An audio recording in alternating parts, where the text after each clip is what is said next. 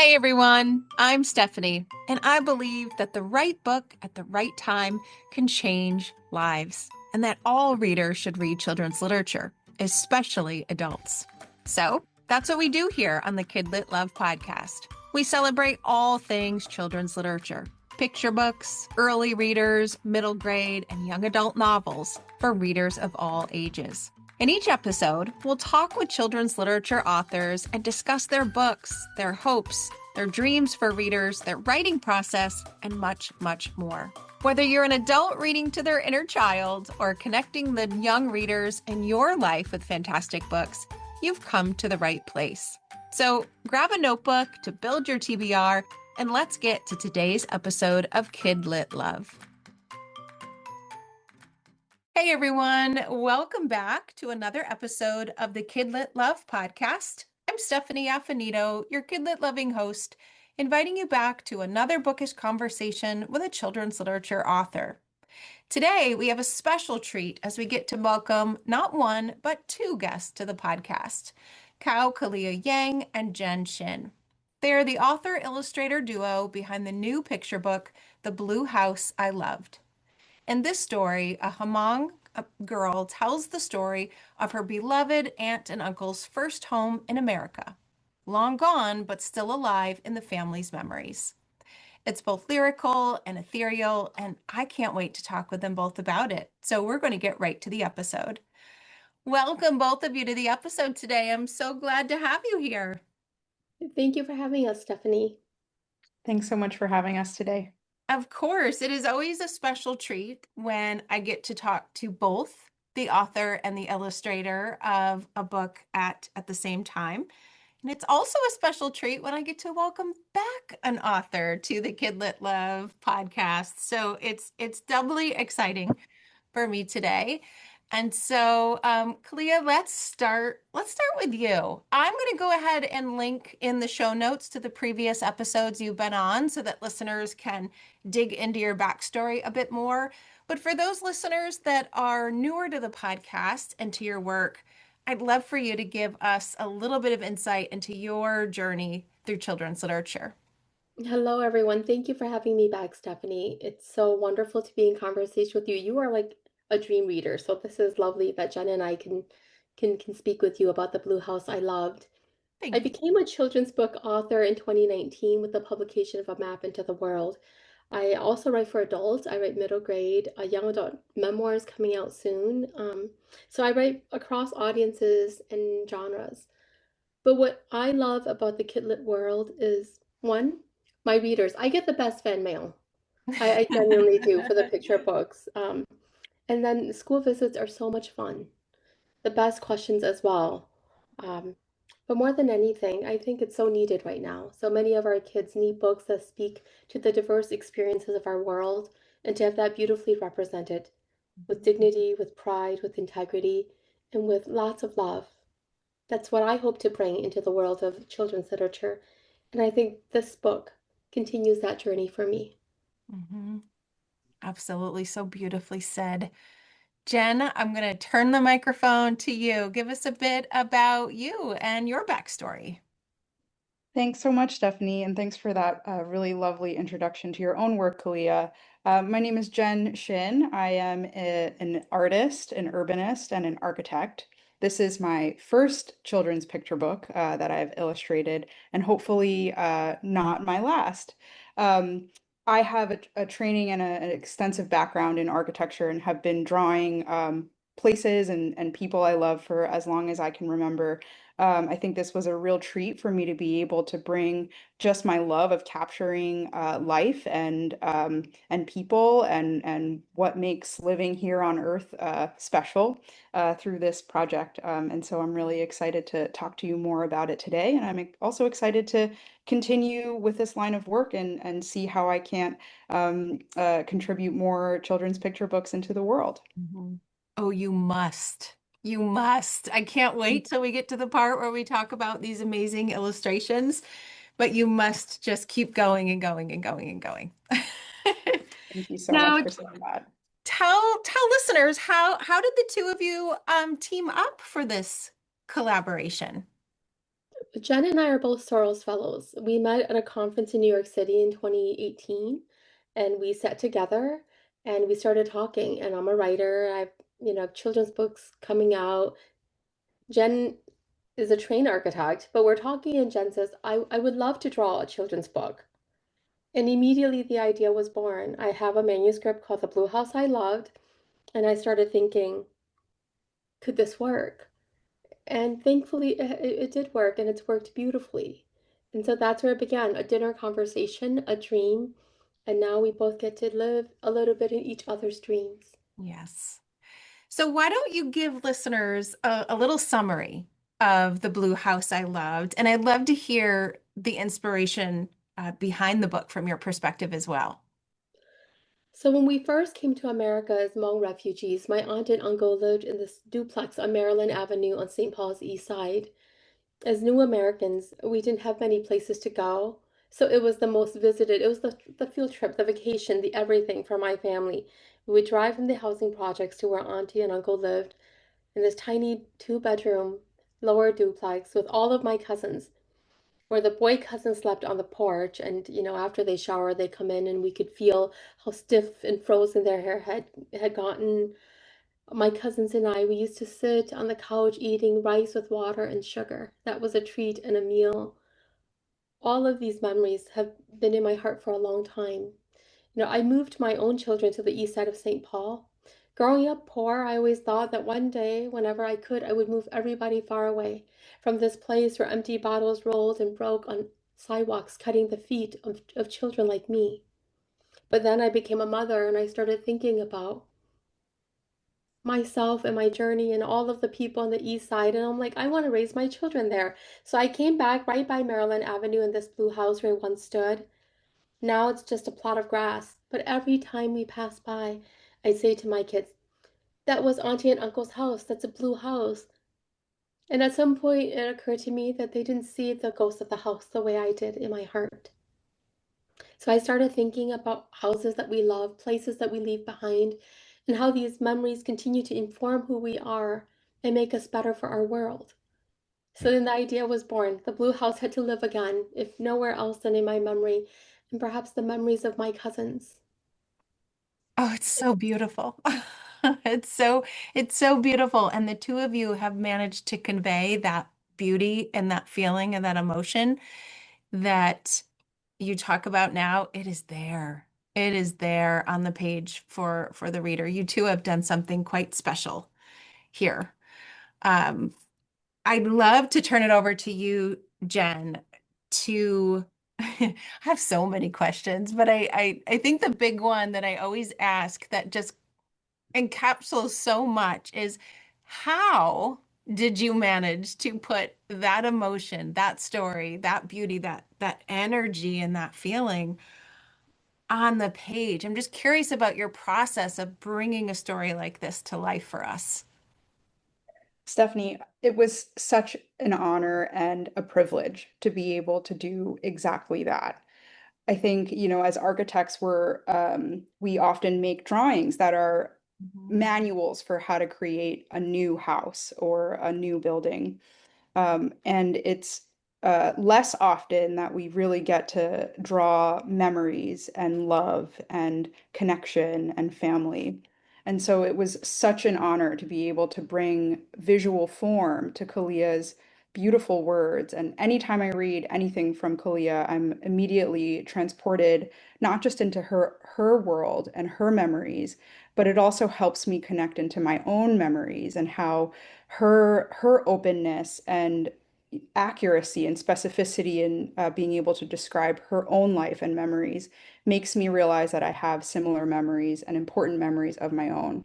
Mhm. So it was just it was a privilege to be able to think through the ways in which I could visualize Kalia's memories. And at the same time, it was also deeply healing for me to be able to put so much care into crafting a physical form of home that I could also see myself in. Mhm. So I think many people resonate with the book and have cherished memories of their own home or somebody close to them, their home.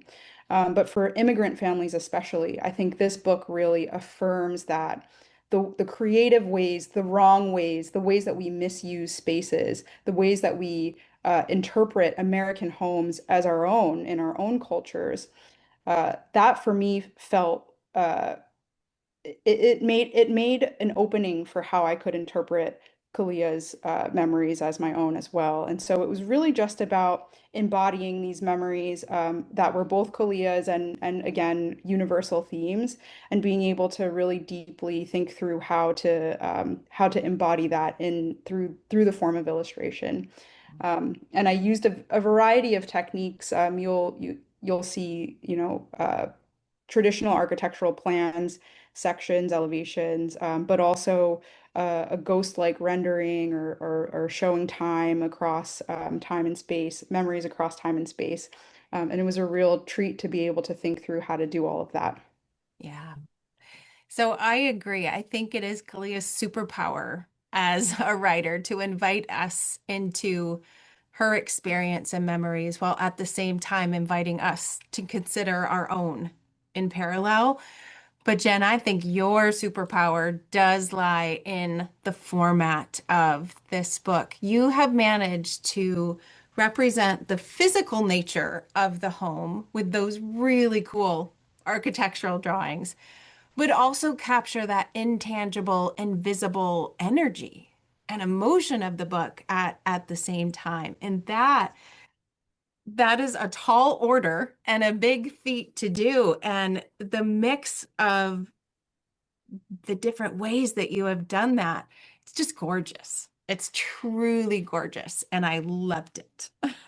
Thank you so much. It's really wonderful to hear that it was it's been interpreted in the way that I intended. That's always a special treat for an artist of any medium to be able to receive that kind of feedback.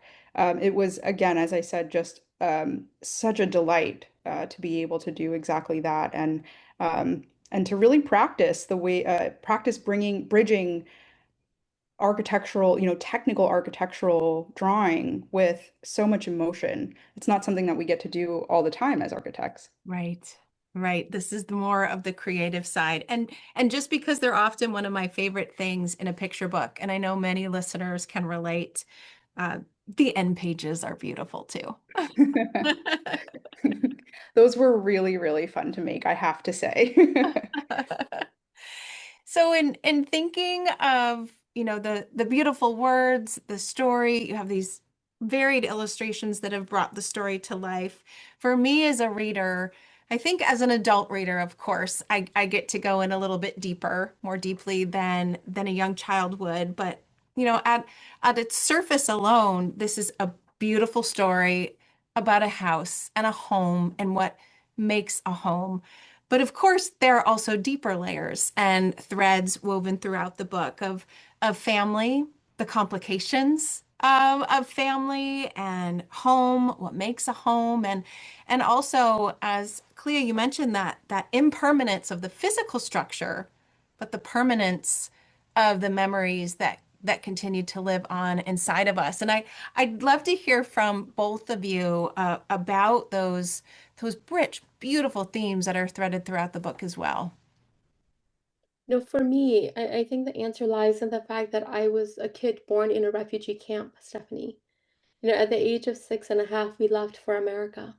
Oh, And so in many ways, the Blue House, my family lived in the housing projects. The Blue House is this kind of standalone structure.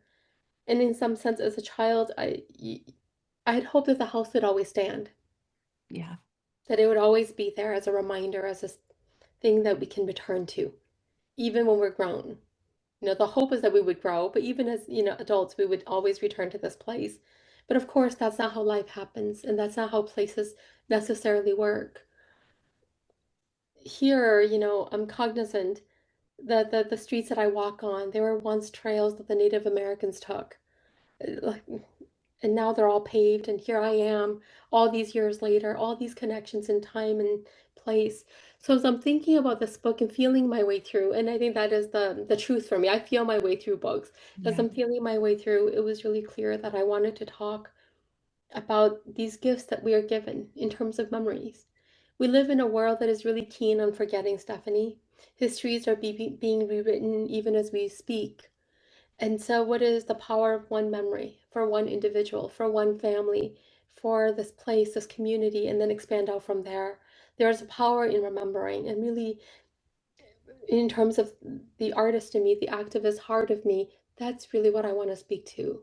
Mhm. And then there's this idea children miss. For years when we came here, I missed the feel of the hot sun in Thailand heating my scalp and my hair and feeling that heat seep through my fingers. It's the same with the Blue House. There's so much I miss about that place, that dark basement where I learned how to play hopscotch, or where we gathered the little pebbles and played rocks. I mean, so many memories. And so I wanted to capture that and the beauty and the power of memory and what it means as a tool for life and a tool for living and for carrying those we love along with us. I have an aging aunt and uncle, but in that blue house, Stephanie and Jen, they were young. In that blue house, I really thought one day her breast would touch the ground. And it was this magical and scary possibility, but it was one in which I thought we would experience together one day. And so to return to that space, I think is such a necessary thing, particularly in children's lit, because not a lot of children's picture books allow us into a place like that. Mhm. Yeah. Jen, how about you? What are you thinking? Yeah, I love listening to you speak, Kalia. I, I I know. get I get lost in my own thoughts every time I hear you speak so beautifully. You know, these Kalia talks in the closing pages of the book about how love is spread so far thin, and how we across time and across the world, we have these memories and we have this longing to be able to connect with our family members in different generations across time. And in my own family, that's really true. My grandparents are from what is now North Korea. They were never able to return once they left. And my own mom has made two or three really big moves in her life. Across oceans, across continents. And so for me, when I think about impermanence, it makes me realize that capturing these memories is really the only form that we have sometimes to think to hold our family story dear and to make it alive and to make it still matter. And so I think stories like The Blue House I Loved, while they might seem so mundane, are actually some of the most important things that we can contribute into this world. Yeah. Yeah, in the end, it's those small little things, the little moments of connection, those memories, that is what matters most. Oh, such a beautiful reminder, Jen. Now, as you launch this book together into the world, at least at the time of release of the episode, I'd love to hear from both of you of what your hopes for the book are. The world is kind of a hard place right now, and I feel like this book is beautifully needed in many ways. And I'd love to hear from both of you about your hopes for the book or for the readers, of course, who get the book into their hands. As a writer and a reader, I'm attracted to books that feel timeless. That set me so specifically in time and place that it could happen again and again and again to cross the space of life. That's always been a draw for me. But I also understand that we are governed by bigger forces. And I happen to live in Minnesota. The I think we rank number one in the nation for secondary refugee resettlement. Minnesota is not high for diversity, but it has a lot of refugees. In our in our current political climate, the refugees in Minnesota are getting a lot of attention, much of it negative. Mhm. As a refugee writer, as a kid who came here at the age of 6, knowing that there was no other homeland I would ever return to. I think now more than ever, refugee stories are so important. We are neighbors and we are friends, but it takes more than that to get at human understanding, one human heart beating right inside the other. And that for me has always been the gift of great art. I can look at a painting and I'm lost within it, wandering among the trees. I can look, at a poem and suddenly my heart is taking flight inside my very own chest. So I want every reader who comes to this book to understand once again what it is like to live in contained space with boundless love, to carry that in our hearts even as places fall, and to let that guide us in how we want to be to each other. That's my big hope for the Blue House I loved, that others will fall in love with it, and that when they read it, they will be reminded of the largeness of the human heart in so many ways. Mm. In Hmong, we have a saying, houses are contained, but the heart is not. A welcome need not be governed by anything but. And that is my hope for this book. Oh, it's going to make me cry, that hope. It's so beautiful. Jen, how about you? Your hopes for the book and for readers? Thank you for sharing your dreams with us, Kalia. Mm. It is it's so generous of you to do that, and every time I speak with you, I feel so grateful that you're able to share that, share your heart so generously. Thank you, Jen. And I have to say, you are a dream illustrator to work with. So thank you so much for giving this book so much of you. And now it's like our beating hearts in the world. Mhm. And one beating heart is never as strong as two. That's really beautiful. Um, so I think I would say that my big hope for this book is that even if just one kid opens it and reads it and sees that their way of living is not just valid, but good, I think that would be my big hope. That they see that being in a house that's too crowded, that has too many beating hearts in it by some standards, that has too many pickled, smelly greens, that has too many babies, too many uncles and aunties, that they have too many people sleeping on beds that they have to use the porch as a bedroom. In my case, it was the dining room as a bedroom. That is not just a valid way of being in America, but that it's also good and desirable and beautiful. If just one child feels that way when they read this book, I think I'll be happy. You're Mm. going to make me cry, Jen. Yeah, dear, you both have made me tear up. And that's ex and from just one reader, that's exactly what this book will do. It will be impossible for it not to. It's so beautiful. And now listeners can truly feel in their hearts, from their ears at least, what they're going to feel and experience on the page when they get this gorgeous book in front of them. Oh, I'm so glad you both came on today. Thank you so much. I would love for you both to share where we can find you online so listeners can keep up with the book, with what comes next. Tell us the places. You can find me, Kao Kalia Yang, on Instagram, also on my website, www.kaokaliayang.com. Okay. And Jen? You can find me, Jen Shin, on Instagram at JY_Shin, or my website, which is www.jensh.in. Okay. I will make sure to put those links right in the show notes so that listeners can easily click on them to find you. And of course, I will put a link to this beautiful book that I am lucky to have in my hands looking at right now, The Blue House I Loved. Thank you both for the book. Thank you both for this conversation and just putting such large pieces of your heart on the page so that we can feel it. I'm so grateful to be part of launching this book into the world with you. Thank you both. Thank you, Stephanie. Thank you, Jen. Thank you both so much for just the thoughtful conversation and for giving us space to have open hearts today. Yes.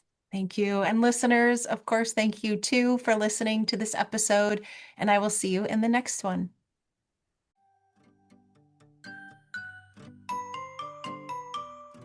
Thanks for listening to today's episode of the KidLit Love podcast. You'll find links to all of the books, resources, and ideas mentioned in the show notes and at alitlife.com. You'll also find KidLit Love on Substack. That's where you'll find posts for each episode, monthly KidLit roundups, and an invitation to join my summer book club and go deeper into the world of children's literature. And if you loved this podcast and want more, you might like to listen to my other podcast called Get Literate. It's a podcast that explores all things books and reading, notebooks and writing to build a life you love. One more thing. If you love what you listened to today, please take a moment to rate and review the podcast, or take a screenshot of the episode and text it to a friend.